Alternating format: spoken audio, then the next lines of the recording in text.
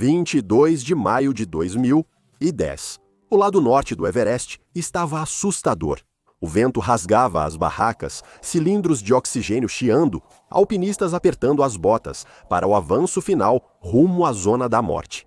Todos ali haviam treinado por anos e conheciam os riscos, mas um alpinista destoava do perfil. Ele não era guia experiente, nem tinha idade para dirigir, votar, beber ou assinar seu termo de responsabilidade. Ainda assim, lá estava ele, à beira do mundo. Um garoto de 13 anos. O que você fazia aos 13 anos? Estava em sala de aula jogando videogame ou saindo com amigos após a escola. Provavelmente, até mesmo aqueles alpinistas experientes também estavam. Mas esse adolescente estava agarrado a uma rocha gelada na zona da morte, com o peito ardendo e as pernas tremendo sob camadas de equipamentos congelados. Cada erro trazia a mesma consequência: despencar milhares de metros no vazio. Isso era ambição ou imprudência? Hoje, vamos entrar em uma das escaladas mais polêmicas do Everest. O dia em que uma criança entrou na zona da morte. Bem-vindo ao limite extremo. Enquanto crianças lidavam com decepções e fofocas na escola, Jordan Ramiro observava alpinistas na montanha mais alta e pensava: por que não eu? Jordan nasceu em julho de 1996 em Redlands, Califórnia. Ele cresceu em um ambiente suburbano, cercado pelas deslumbrantes montanhas da Califórnia. Enquanto muitos colegas preferiam telas ou esportes, Jordan se sentia vivo nas trilhas, respirando o ar fresco da montanha. Ironicamente, tudo começou na escola, quando ele viu um mural dos 7 cumes, e assim que colocou os olhos neles, Jordan tomou uma decisão. Ele iria escalar cada uma daquelas montanhas. O que diferenciava Jordan de outros alpinistas com a mesma determinação? Veja, Jordan não estava sonhando com seu futuro como adulto. Ele estava sonhando com algo para acontecer em poucos anos. Aos 10 anos, Jordan já havia escalado a montanha mais alta da África, o Monte Kilimanjaro. Ela fica a 19.341 pés acima do nível do mar.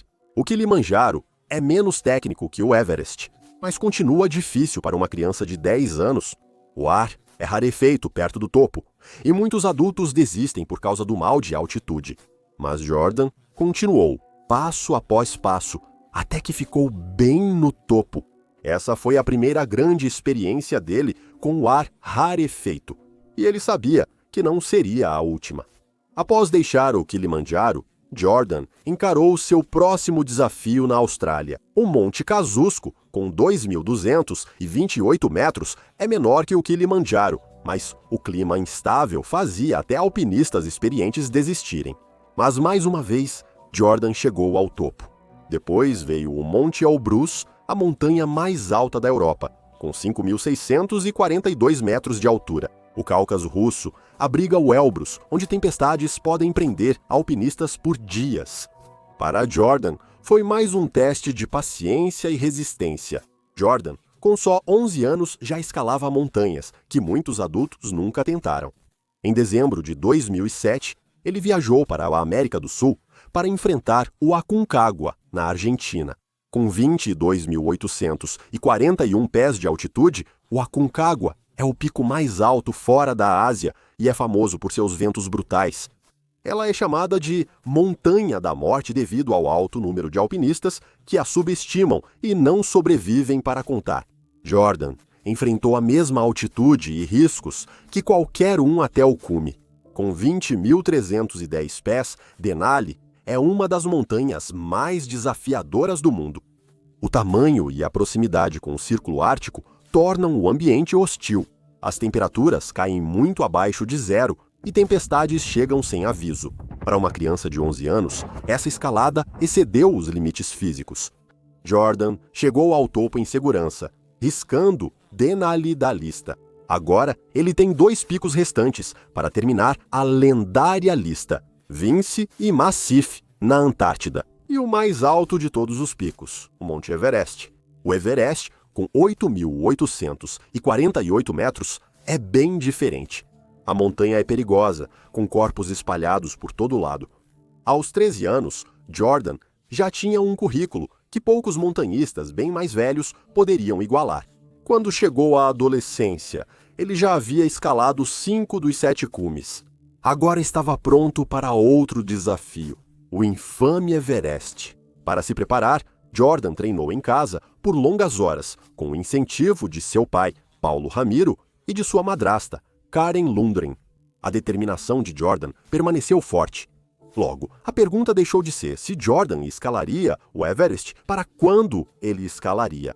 Na primavera de 2010, a equipe de Jordan compartilhou a resposta com todos. O garoto de 13 anos, Jordan Ramiro, da Califórnia, iria escalar o Monte Everest. A mídia ficou empolvorosa. A história de um garoto de 13 anos da Califórnia tentando escalar o pico mais alto do mundo era irresistível. Repórteres correram atrás de detalhes e a comunidade global de alpinismo prendeu a respiração. Parecia que o mundo estava prestes a presenciar um evento histórico ou uma tragédia. Todos os olhos estavam voltados para Jordan Ramiro. Antes de tocar a montanha, um grande desafio já o esperava. Uma leve mudança de rota nesse trem do caos. Se você quiser fazer parte da comunidade extrema, ter acesso antecipado aos nossos vídeos e enquetes exclusivas, venha se juntar a nós no Patreon.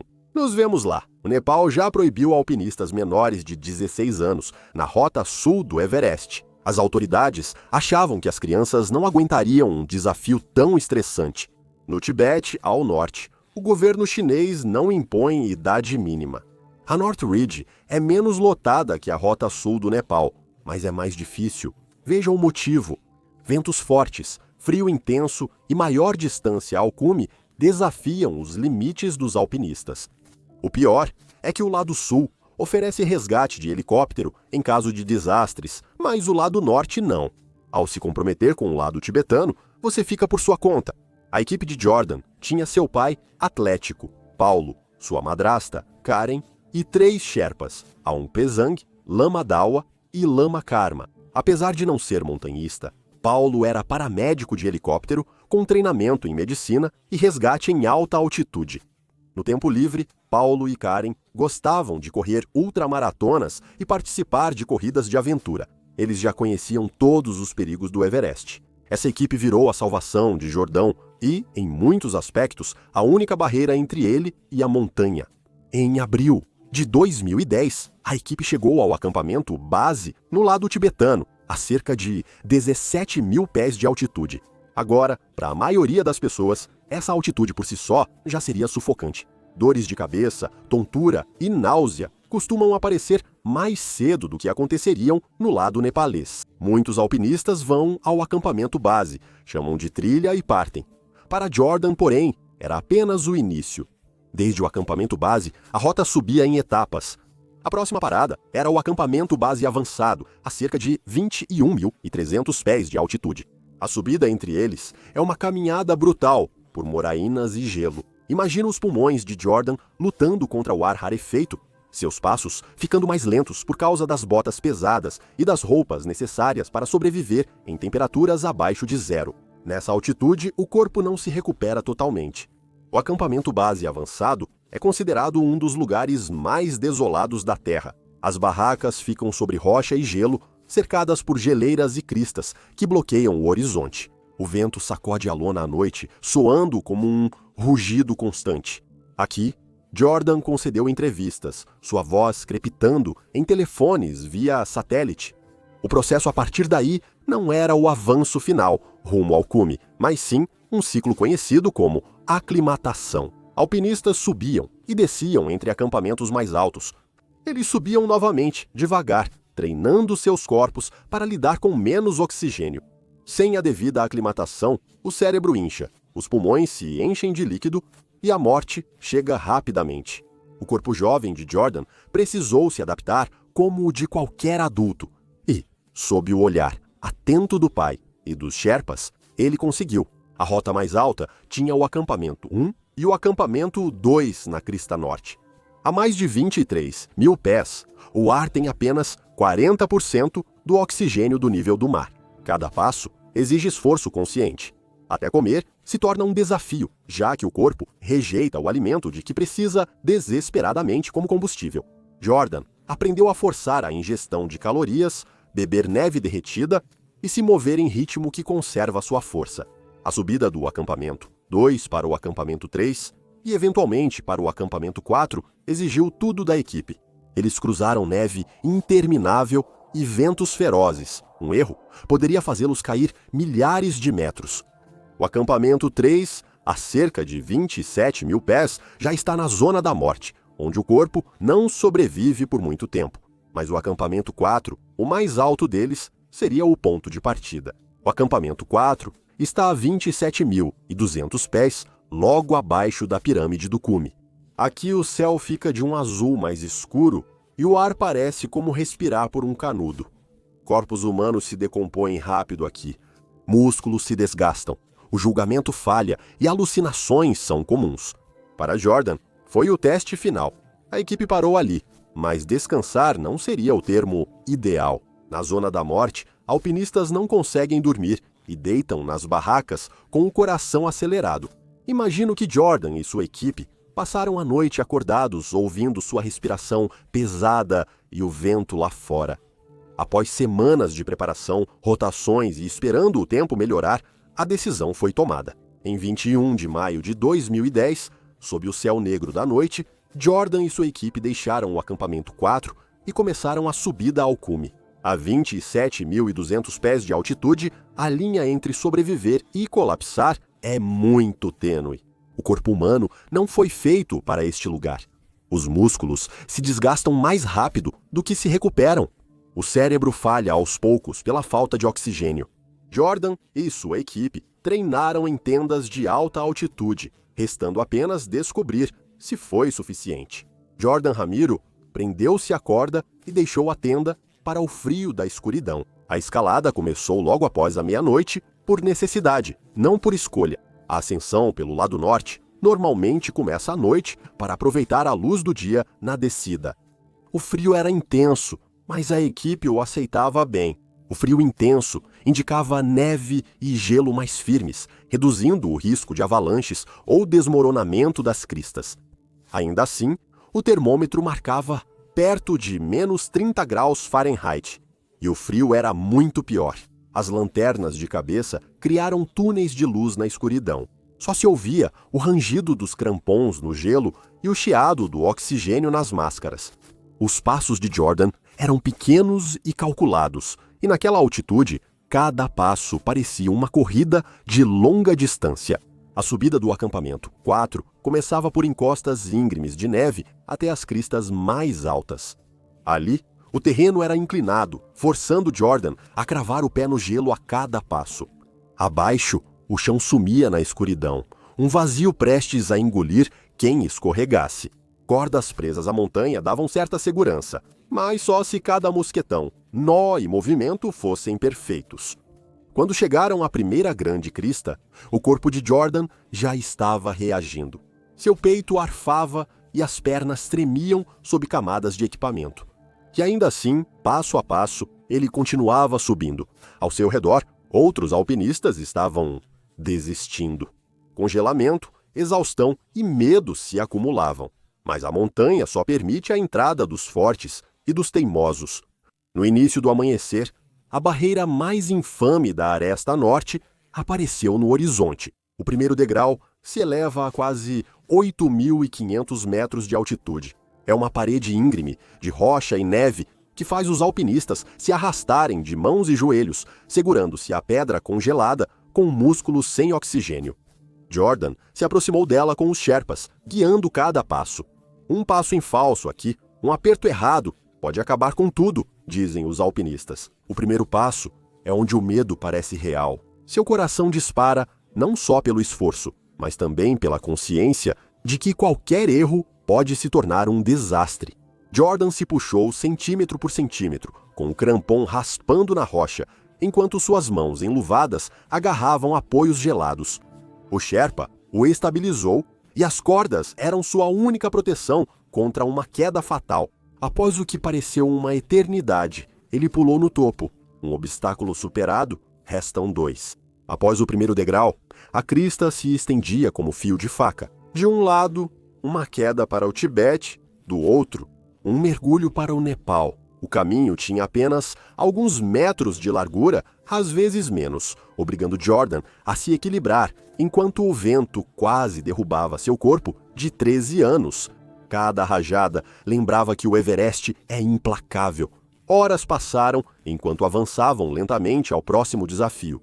O segundo degrau, localizado a 8.595 metros, é uma parede de rocha quase vertical, com cerca de 30 metros de altura. Alpinistas veem essa como uma das partes mais difíceis do Everest. Por décadas, foi a barreira que impediu expedições. Em 1975, uma equipe chinesa colocou uma escada de metal rudimentar no degrau. Ainda é uma escada estreita e instável presa à rocha nua. Ela balança ao vento a quase 8.800 metros acima do nível do mar. Subi-la exige habilidade e força de vontade. O pai de Jordan observou enquanto seu filho se prendia com um mosquetão. Então, com movimentos lentos e deliberados, Jordan começou a escalar. Sua máscara de oxigênio embaçava a cada respiração. As luvas mal seguravam os degraus enquanto a escada tremia sob seu peso, o vento o puxando forte. Degrau por degrau, ele subiu. No topo, outro Sherpa estendeu a mão, puxando-o para cima. Atrás dele, o restante da equipe continuou. Haviam passado pelo segundo degrau, mas o sofrimento persistia. O terceiro degrau os esperava. Menor, mas cruel em seu momento.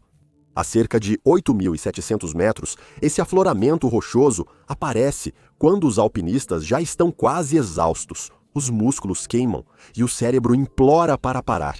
Mesmo assim, aqui, Jordan teve que reunir cada gota de concentração. Com as mãos trêmulas, ele subiu o último degrau. Finalmente, ele alcançou a crista adiante. A essa altura, o sol já estava totalmente no alto, embora seu calor nunca os alcançasse. Novo dia, 22 de maio, mas eles talvez nem soubessem a data. Apenas focados na pirâmide do cume, que se erguia alta e branca contra o céu. Esse era o último desafio, mas também o mais longo. Daqui, a subida até o topo era lenta e difícil. Cada passo os arrastava mais perto da tênue linha entre a terra e o céu. O ritmo de Jordan diminuiu até quase parar. Seus Sherpas o incentivavam, lembrando-o de respirar, se mover e continuar lutando. Ele olhou para o cume, tão perto e ainda assim distante. A mais de 29 mil pés de altitude, o tempo parecia distorcido e minutos viravam horas. Alguns alpinistas desabam, outros desistem. Para Jordan, era um teste de vontade, não de idade. Ele tinha sua família logo abaixo e não estava sozinho. As pernas de Jordan tremiam a cada movimento. Mesmo assim, ele continuou subindo até a noite virar com manhã. Gelo se formou em seus óculos e cílios. Por mais de 14 horas, Jordan lutou contra o frio e o cansaço. A cada passo, ele chegava mais perto da crista do cume. Na manhã de 22 de maio de 2010, Jordan Ramiro chegou ao ponto mais alto da Terra, a 8.848 metros acima do mar.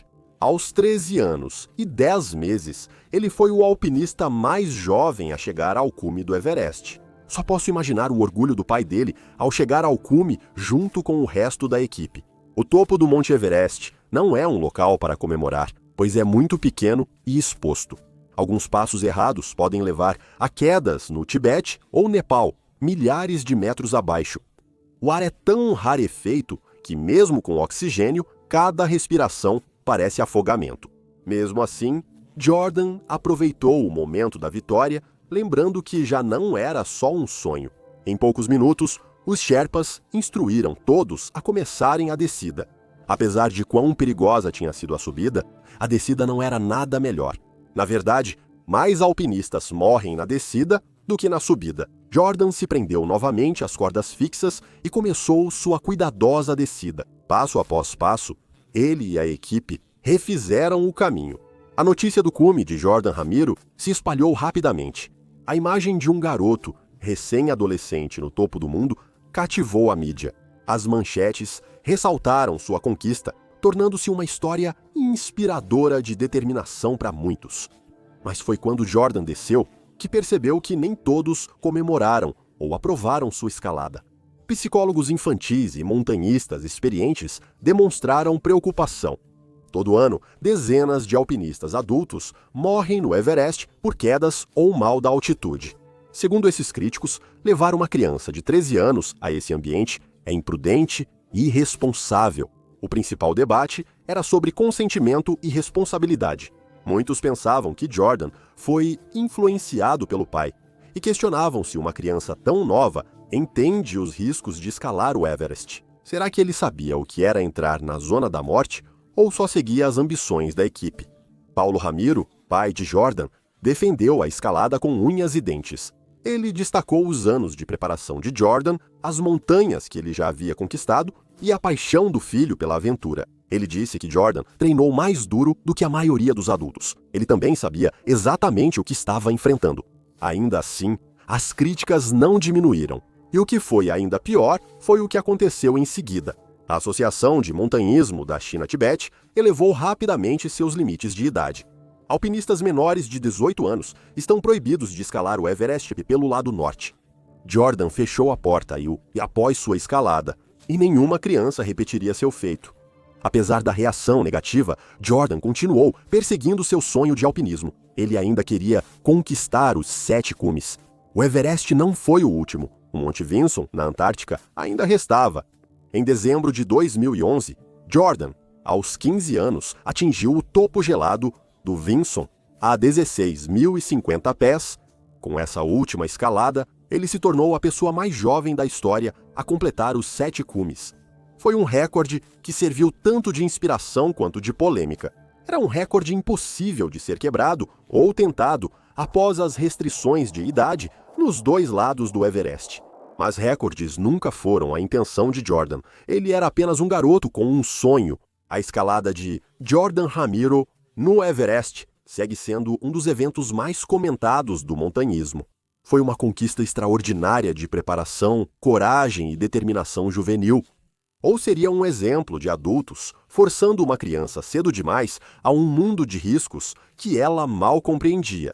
O que você acha? Obrigado por assistir. Até o próximo vídeo. Seja ousado e viva com coragem.